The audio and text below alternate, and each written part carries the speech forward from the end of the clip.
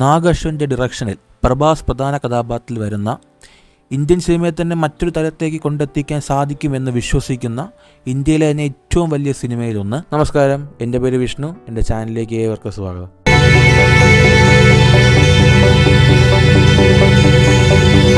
കൽക്കി 2898 AD. ഈ സിനിമയെക്കുറിച്ച് പറയാനാണെങ്കിൽ വാ തോഴാതെ സംസാരിച്ചു കൊണ്ടേയിരിക്കാം. അത്രമാത്രം ഇൻട്രസ്റ്റിംഗ് ആയിട്ടുള്ള കാര്യമാണ് ഈ സിനിമയ്ക്ക് ചുറ്റുമുള്ളത്. ഫസ്റ്റ് ഓഫ് ഓൾ നോക്കുകയാണെങ്കിൽ സിനിമയുടെ ബഡ്ജറ്റ്, സിനിമയുടെ ഡ്യൂറേഷൻ, ഈ സിനിമയുടെ കാസ്റ്റ്, ഈ സിനിമയുടെ മിത്തോളജിക്കൽ സൈഡ്, അങ്ങനെ ഒരുപാട് കാര്യങ്ങൾ സംസാരിക്കാനുള്ളൊരു സിനിമയാണ് കൽക്കി 2898 AD എന്നൊരു സിനിമ. ഫസ്റ്റ് ഈ സിനിമ അനൗൺസ് ചെയ്തപ്പോൾ പ്രോജക്റ്റ് കെ എന്ന പേരിലായിരുന്നു ഫസ്റ്റ് അനൗൺസ് ചെയ്തിരുന്നത്. എല്ലാവർക്കും അറിയാമായിരിക്കും. 2020 തന്നെ ഈ സിനിമയുടെ ഷൂട്ടിംഗ് തുടങ്ങിയതാണ്. പക്ഷേ കോവിഡും അതുപോലെ തന്നെ ലോക്ക്ഡൗണും കാരണം ഈ സിനിമയുടെ ഷൂട്ടിംഗ് പോസ്റ്റ്പോൺ ചെയ്തു. സോ വലിയൊരു ഹ്യൂജ് കാസ്റ്റ് അണിനിരക്കുന്ന ഒരു സിനിമയാണ്. ഹ്യൂജ് എന്ന് പറയാൻ നേരത്ത് നോർത്ത് ഇന്ത്യയിലെ, സൗത്ത് ഇന്ത്യയിലെ ലെജൻഡറി ആയിട്ടുള്ള ആക്ടേഴ്സ് തൊട്ട് ഇപ്പോൾ വന്ന പുതുമുഖങ്ങൾ ഉൾപ്പെടെയുള്ള ആക്ടേഴ്സ്, യങ് ആക്ടേഴ്സ് ഉൾപ്പെടെ വളരെ വലിയൊരു ഹ്യൂജ് കാസ്റ്റ് അണിനിരക്കുന്ന, നേരത്തെ പറഞ്ഞ പോലെ തന്നെ ഇന്ത്യൻ സിനിമയുടെ ഫേസ് തന്നെ മാറ്റുന്ന ഒരു സിനിമയാണ്.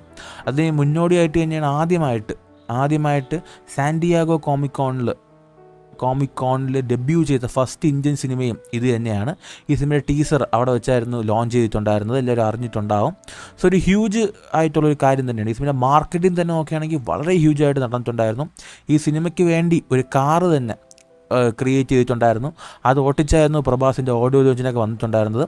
എന്താ പറയുക, സിനിമ സംബന്ധിച്ചിടത്തോളം വലിയൊരു ഹ്യൂജ് സിനിമയാണ്. സോ ഫസ്റ്റ് ഓഫ് ഓൾ ഇവിടെ തുടങ്ങാൻ നോക്കിയ സിനിമ ബഡ്ജറ്റ് 600 കോടി രൂപ ബഡ്ജറ്റിലാണ് സിനിമ ഒരുങ്ങുന്നത്. അപ്പോൾ ചെറിയൊരു സിനിമയല്ല, വലിയൊരു സിനിമയാണ്. 600 കോടി രൂപ ബഡ്ജറ്റിലാണ് സിനിമ ഒരുങ്ങുന്നത്.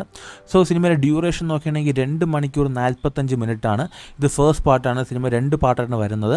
സോ പടത്തിൻ്റെ കാസ്റ്റ് ലിസ്റ്റിലേക്ക് പോവുകയാണെങ്കിൽ നേരത്തെ പറഞ്ഞ ഹ്യൂജ് കാസ്റ്റ് ലിസ്റ്റാണ്. ഞാനത് ഇന്ത്യൻ സിനിമയിൽ തന്നെ എന്താ പറയുക, മഹാരഥന്മാർ അഭിനയിക്കുന്ന ഒരു സിനിമയാണ്.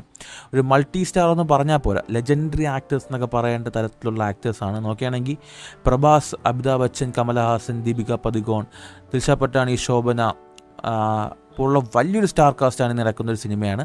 ഇത്രയും കാസ്റ്റ് നമുക്ക് അറിയാവുന്ന കാസ്റ്റ് മാത്രമാണ്. ഇനിയും നോക്കുകയാണെങ്കിൽ രാജമൗലി, ദുൽഖർ സൽമാൻ അതുപോലുള്ള ഒരുപാട് ഗസ്റ്റ് അപ്പിയറൻസസും കേൾക്കുന്നുണ്ട്. പോരാത്തിന് വലിയ ആക്ടേഴ്സിൻ്റെ പേരുകൾ ഇതിൽ കേൾക്കുന്നുണ്ട്. ഇതൊക്കെ എത്രമാത്രം സത്യമാണെന്ന് അറിയത്തില്ല. കമലഹാസൻ ഈ സിനിമയിൽ വില്ലനായിട്ട് വരുന്നു എന്നുള്ളൊരു സവിശേഷ സിനിമയ്ക്കുണ്ട്.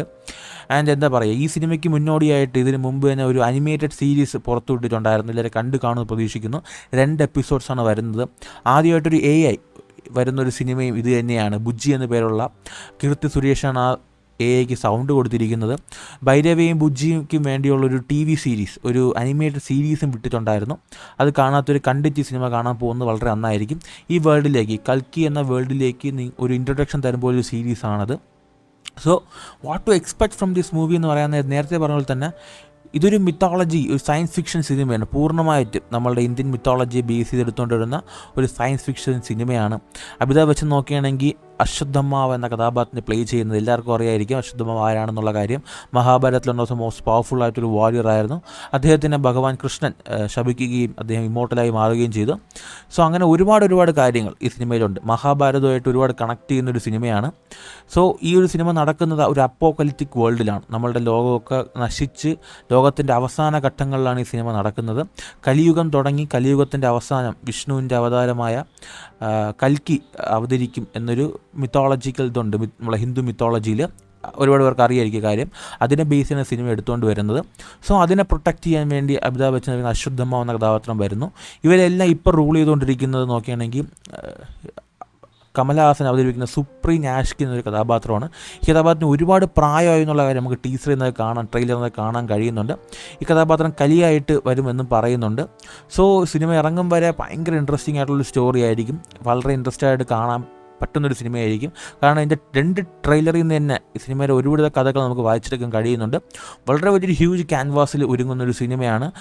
ചെറിയൊരു പ്രൊഡക്ഷൻ കോസ്റ്റൊന്നും അല്ല, വളരെ വലിയൊരു പ്രൊഡക്ഷൻ സ്റ്റേജിൽ വളരെ ഗംഭീരമായിട്ട് ഒരുങ്ങുന്ന സിനിമയാണ്. വിഷ്വലി വളരെ എന്താ പറയുക, വിഷ്വലി ഭയങ്കരമായിട്ട് നമ്മളെ കാണാൻ ആഗ്രഹിപ്പിക്കുന്ന ഒരുപാട് കാര്യങ്ങളുള്ളൊരു സിനിമയാണ്. സോ ഇതൊരു ഒറ്റ സിനിമയിൽ നിന്ന് തീരുന്ന ഒരു കാര്യമല്ല, ഇതൊരു ടിപ്പ് ഓഫ് ഐസ്ബർഗ് മാത്രമേ ആവുന്നുള്ളൂ. സോ ഇതിനെ ബേസ് ചെയ്ത് ഇനി സിനിമകൾ വരാൻ ചാൻസസ് ഉണ്ട്. ഒരു യൂണിവേഴ്സായിട്ട് ബിൽഡ് ചെയ്യാനുള്ള ചാൻസസ് വളരെ വളരെ കൂടുതലാണ്. സോ എത്ര പേര് ഈ ഒരു സിനിമയ്ക്ക് വേണ്ടി വെയിറ്റ് ചെയ്യുന്നുണ്ട്, എത്ര പേര് നിങ്ങൾ ടിക്കറ്റൊക്കെ ഇപ്പം തന്നെ ബുക്ക് ചെയ്യാനുള്ള കാര്യം തീർച്ചയായിട്ടും താഴെ കമൻറ്റ് ചെയ്യുക. സോ ഒരുപാട് മിത്തോളജിക്കൽ സൈഡിൽ ഞാൻ ഒരുപാട് പോകുന്നില്ല. സിനിമ കണ്ടതിന് ശേഷം നിങ്ങൾക്ക് ആവശ്യമാണെങ്കിൽ തീർച്ചയായിട്ടും നമ്മൾ ഇതിൻ്റെ മിത്തോളജിക്കൽ സൈഡും കൂടെ അനലൈസ് ചെയ്യുന്നതായിരിക്കും. സോ അപ്പോൾ നമുക്ക് അതിനെക്കുറിച്ച് ഡീറ്റെയിൽ ആയിട്ട് സംസാരിക്കാം. സോ ഇപ്പോൾ നമ്മളിതിൻ്റെ ഇൻട്രസ്റ്റിംഗ് കാര്യങ്ങൾ മാത്രമേ സംസാരിച്ചിട്ടുള്ളൂ. നിങ്ങൾക്ക് ഇതിൽ ഇൻട്രസ്റ്റിംഗ് ആയിട്ട് തോന്നിയ ഒരുപാട് കാര്യങ്ങളുണ്ടെങ്കിൽ തീർച്ചയായിട്ടും അതും താഴെ കമൻറ്റ് ചെയ്യുന്നു പ്രതീക്ഷിക്കുന്നു. മറ്റൊരു ദിവസം മറ്റൊരു കാണാം. അതുവരേക്കും ബൈ.